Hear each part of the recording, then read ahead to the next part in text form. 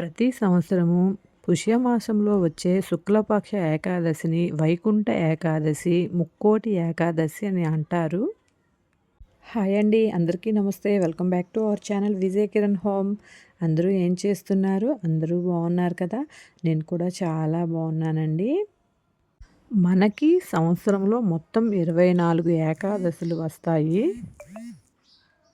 ప్రతి మాసంలో 2 ఏకాదశులు వస్తాయి. ఒకటి శుక్లపక్షంలో, ఒకటి కృష్ణపక్షంలో వస్తాయి. ప్రతి ఏకాదశి కూడా ఎంతో పవిత్రమైనది, ప్రత్యేకమైనది. అందులో ముక్కోటి ఏకాదశి ఇంకా ప్రత్యేకమైనది. ఆ రోజు అంటే ముక్కోటి ఏకాదశి రోజు ముక్కోటి దేవతలు భూమిపైకి వస్తారని చెప్తారు.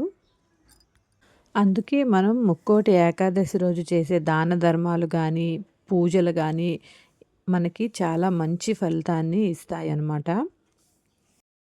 అయితే ఈ సంవత్సరం పుష్యమాసంలో ముక్కోటి ఏకాదశి 2025లో వస్తుంది. ముక్కోటి ఏకాదశి ఏ రోజున వచ్చింది అనేది ఈ వీడియోలో తెలుసుకుందాము. పవిత్రమైన ముక్కోటి ఏకాదశి రోజున స్వర్గానికి మార్గం తెరుచుకుంటుంది అని చాలామంది నమ్ముతారు కదండి. దేవాలయాల్లో ఆ రోజు ఉత్తర ద్వారం ద్వారా స్వామివారి దర్శనాన్ని కల్పిస్తారు కదండి. ఉత్తర ద్వారం ద్వారా స్వామివారి దర్శనం చేసుకున్న వాళ్ళు సకల పాపాలు తొలగిపోయి స్వర్గం ప్రాప్తిస్తుందని నమ్ముతారు. అలాగే ఎంతోమంది ఈ ఏకాదశిని అంటే ముక్కోటి ఏకాదశిని ఒక వ్రతంలాగా చేసుకుంటారు. అలాగే కొంతమంది ఆ ఏకాదశి రోజు ఉపవాసం ఉండి ఆ ఒక్కరోజు పూజను చేసుకుంటారు. ఉపవాసం గురించి కానీ, పూజ గురించి కానీ నెక్స్ట్ వీడియోలో నేను చెప్తానండి. ఏకాదశి తిథి జనవరి 9 మధ్యాహ్నం నుండి ప్రారంభమవుతుందండి. అలాగే జనవరి 10 మధ్యాహ్నం వరకు ఏకాదశి తిథి అనేది ఉంది. అలాగే సూర్యోదయం అయిన తర్వాత కదా ఉన్న తిథిని మనం పండుగలాగా జరుపుకుంటాం కాబట్టి అందుకే జనవరి 10వ తేదీన ముక్కోటి ఏకాదశిగా మనం పరిగణించుకోవాలి. జనవరి 10వ తేదీన శుక్రవారం రోజు ముక్కోటి ఏకాదశి వచ్చింది.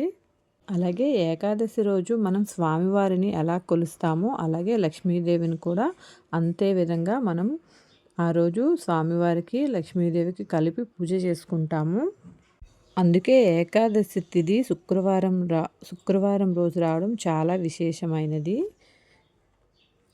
అలాగే తిరుపతిలో అయితే ముక్కోటి ఏకాదశి రోజు అంటే జనవరి 10 నుంచి 19వ తేదీన వరకు ఉత్తర ద్వార దర్శనం మనకి కల్పిస్తారు.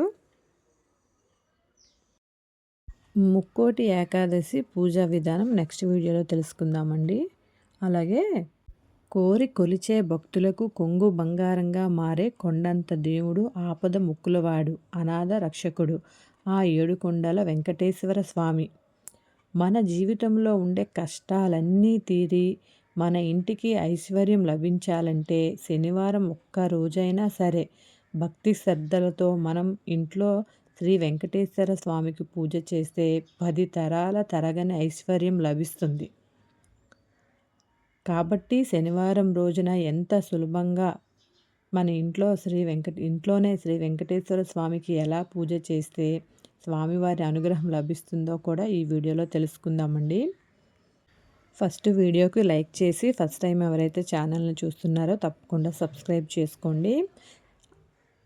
శనివారం అంటేనే వెంకటేశ్వర స్వామి గుర్తుకు వస్తారు కదా మనకి. శనివారం రోజున చాలా ఇళ్లల్లో పూజ చేస్తారు. అలాగే కొంతమంది ఆ రోజునైతే ఉపవాసం కూడా ఉంటారండి.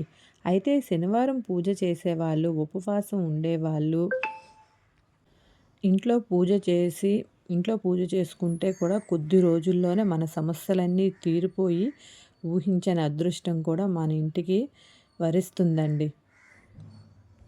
మన హిందూ మతంలో శనివారం రోజు చేసే పూజకు చాలా పుణ్య ఫలితం లభిస్తుంది. కాబట్టి రోజు పూజ చేయలేకపోయినా సరే శనివారం ఒక్క రోజైనా మన ఇంట్లో పూజ చేస్తే చేయడానికి మనం ప్రయత్నించాలి. శనివారం పూజ చేసేవాళ్ళు ఉదయాన్నే నిద్ర లేచి ఇల్లంతా శుభ్రం చేసుకొని ఇంటిని తుడుచుకోవాలి. ఇంటిని తుడుచుకునేటప్పుడు నీటిలో కొంచెం రాళ్ళ ఉప్పును వేసి మన ఇంటిని తుడిస్తే మన ఇంట్లో ఉన్న చెడు దృష్టి అంతా తొలగిపోతుంది. అలాగే శనివారం రోజున పూజ చేసేవాళ్ళు ఖచ్చితంగా తలస్నానం చేయాలి. శనివారం రోజున స్నానం చేసేటప్పుడు నీటిలో చిటికెడు పసుపు వేసి స్నానం చేస్తే చేస్తే మనపై ఉన్న దృష్టి దోషాలన్నీ తొలగిపోతాయి. వెంకటేశ్వర స్వామికి పూజ చేసేటప్పుడు పూజలో ఖచ్చితంగా తులసి దళాలు ఉండాలి. ఎందుకంటే తులసి దళాలంటే వెంకటేశ్వర స్వామికి అంత ఇష్టం. తులసి ఆకులు లేకపోతే మాత్రం ఆ పూజ అసంపూర్ణమే అని వేద పండితులు చెబుతున్నారు. అందువల్ల కంపల్సరీగా తులసి దళాలనేది మనం ఏర్పాటు చేసుకొని పూజ చేస్తే చాలా మంచిది. కాబట్టి శనివారం పూజ చేసేవారు పూజలో ఖచ్చితంగా తులసి ఆకులు ఉపయోగించుకోవాలి. ముఖ్యంగా శనివారం రోజున మాత్రమే దేవుని పటాలను శుభ్రం చేసుకోవాలి. ఎందుకంటే ఆ రోజు ఏ రోజు మనం పూజ చేస్తే ఆ రోజు శనివారం రోజు క్లీన్ చేసుకోవాలి. దేవుని పటాలను శుభ్రంగా తుడిచి గంధము రాసి కుంకుమ బొట్లు పెట్టుకోవాలి. తర్వాత వెంకటేశ్వర స్వామి పటానికి నిండుగా తులసిమాల వేసి అలంకరించుకోవాలి. చాలామంది సాధారణంగా పూజ చేసేటప్పుడు ఇత్తడి కుందుల్లో దీపారాధన చేస్తారు. అయితే శనివారం మాత్రం ఇత్తడి కుందుల్లో దీపం వెలిగించకుండా శనివారం రోజున పూజ చేసేవాళ్ళు బియ్యం పిండితో ప్రమిద తయారు చేసి దానిలో దీపారాధన చేస్తే చాలా మంచిది. కొంచెం బియ్యం పిండి తీసుకొని అందులో కొంచెం పాలు పోసి ముద్దలా చేసుకొని ఒక చిన్న ప్రమిదలా తయారు చేసుకోవాలి. అప్పుడు అది బియ్యం పిండి ప్రమిద అవుతుంది. ఈ ప్రమిదకి పసుపు రాసి 3 కుంకుమ బొట్లు పెట్టాలి. ఈ 3 కుంకుమ బొట్లు వెంకటేశ్వర స్వామి నామాలకి చిహ్నం. తర్వాత బియ్యం పిండి ప్రమిదల్లో నువ్వును పోసి 5 ఒత్తులను వేసి దీపం వెలిగించుకోవాలి. దీపారాధన చేసేటప్పుడు నేరుగా అగ్గిపుల్లతో మాత్రం వెలిగించకండి. మన హిందూ ధర్మంలో ఇది చాలా దోషంగా పరిగణించబడుతుంది. శనివారం రోజు పూజ చేసేవాళ్ళు మన పూజ గదిలో ఖచ్చితంగా రాగి చెంబును పెట్టుకోవాలి. రాగి చెంబు నిండా నీళ్లు పోసి దేవుని ముందు పెట్టాలి. మనం పూజ చేసేటప్పుడు పూజలో ఉండే దైవశక్తి అంతా రాగి చెంబులో ఉన్న నీటిలోకి ప్రవేశిస్తుందట. కాబట్టి పూజ పూర్తయిన తర్వాత ఇంట్లో ఉన్న ప్రతి ఒక్కరూ ఆ రాగి చెంబులో ఉన్న నీటిని తీర్థంలాగా తీసుకోవాలి. ఈ తీర్థంలోనే భగవంతుడి శక్తి నిక్షిప్తమై మన కుటుంబాలకు శుభం చేకూరుస్తుంది. పూజలో నైవేద్యంగా ఒక చిన్న బెల్లం ముక్క పెట్టిన ఆ వెంకన్న సంతోషించి మనపై తన అనుగ్రహాన్ని మనపై చూపుతాడన్నమాట. దేవుడికి పెట్టే నైవేద్యాన్ని ఎల్లప్పుడూ తమలపాకు మీద పెట్టాలి. తమలపాకు మీద పెట్టిన నైవేద్యాన్ని మాత్రమే దేవుడు స్వీకరిస్తాడని పురాణాల్లో చెప్పబడుతుంది. శనివారం పూజ చేసేవాళ్ళు దేవునికి హారతి ఇచ్చేటప్పుడు ఖచ్చితంగా ముద్ద కర్పూరాన్ని మాత్రమే ఉపయోగించాలి. ఎందుకంటే వెంకటేశ్వర స్వామికి కర్పూరం అన్నా తులసి ఆకులన్నా చాలా ఇష్టం. కాబట్టి శనివారం చేసే పూజలో తులసి ఆకులు లేకపోయినా ముద్ద కర్పూరం లేకపోయినా ఆ పూజకి పుణ్య ఫలితం రాదు అని మనం గుర్తుంచుకోవాలి. శనివారం రోజున పూజ చేసేవాళ్ళు పసుపు రంగు వస్త్రాలు ధరించి పూజ చేస్తే చాలా మంచిది. పూజ చేసేటప్పుడు ఓం గోవిందాయ నమః అనే మంత్రాన్ని చదువుతూ పూజ చేసుకోవాలి. ఎవరైతే ఈ మంత్రం చదువుతూ పూజ చేస్తారో వారికి వెంకటేశ్వర స్వామి అనుగ్రహం తప్పకుండా ఉంటుంది.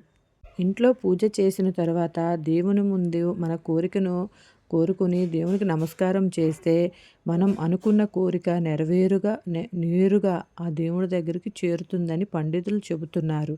పూజ పూర్తయిన తర్వాత చివరగా ఇంట్లో ధూపం వేసుకోవాలి.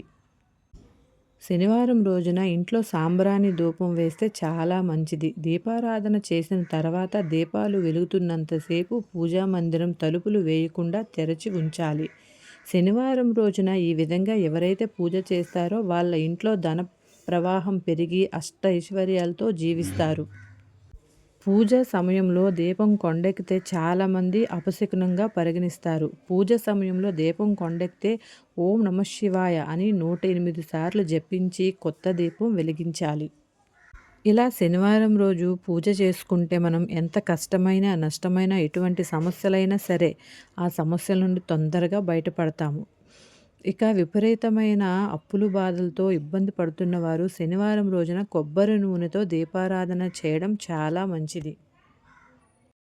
అలాగే శనివారం రోజున ఓం శనిశ్చరాయ నమః అనే మంత్రాన్ని జపిస్తే మనకున్న శని దోషాలన్నీ తొలగిపోయి రాబోయే రోజుల్లో సుఖ సంతోషాలతో సిరి సంపదలతో జీవిస్తాము. దీపారాధన చేసేటప్పుడు చాలామంది పూజ గది ముందు ముగ్గులు వేయరు. కానీ ఇలా చేయడం వల్ల చాలా తప్పు. పూజ ప్రారంభించే ముందు ఖచ్చితంగా పూజ గది ముందు ముగ్గు వేసి పూజ ప్రారంభించాలి. అప్పుడే మనం చేసిన పూజకు 100% ఫలితం దక్కుతుంది. ముఖ్యంగా పూజ గది ముందు అష్టదళ పద్మం ముగ్గు వేస్తే చాలా మంచిది. ఇక శనివారం రోజున చేయకూడని పనుల విషయానికొస్తే శనివారం రోజున నువ్వులు, మినపప్పు, చీపురు, నూనె కొనుగోలు చేయకూడదు. ఎవరికైనా ఇవ్వడానికి కూడా కొని ఇంటికి తేకూడదు. అలాగే శనివారం రోజున ఉప్పును కూడా కొనకూడదు. ఇలా చేయడం వల్ల అప్పుల పాలయ్యే అవకాశం ఉందట. అలాగే శనివారం రోజున బట్టలు కొనడం, చెప్పులు కొనడం అస్సలు మంచిది కాదు. ఈ రోజున బట్టలు కొనుగోలు చేసినా, షాపింగ్ చేసినా మన జీవితంలో కష్టాలు ప్రారంభమవుతాయట. శనివారం రోజున వెంకటేశ్వర స్వామి ఆలయానికి వెళ్తే చాలా పుణ్యఫలితం లభిస్తుంది.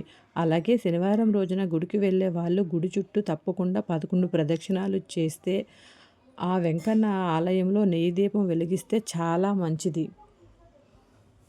శనివారం రోజు పూజ కోసం నాకు తెలిసిన విషయాలన్నీ మీతో షేర్ చేసుకున్నాను. అలాగే ముక్కోటి ఏకాదశి ఏ రోజు వచ్చిందని కూడా చెప్పాను కదండి. ఇంకా మనం నెక్స్ట్ వీడియోలో మళ్ళీ కలుద్దాము. అలాగే వీడియో నచ్చితే తప్పకుండా లైక్ చేయండి. వీడియో చూసినందుకు అందరికీ ధన్యవాదములు.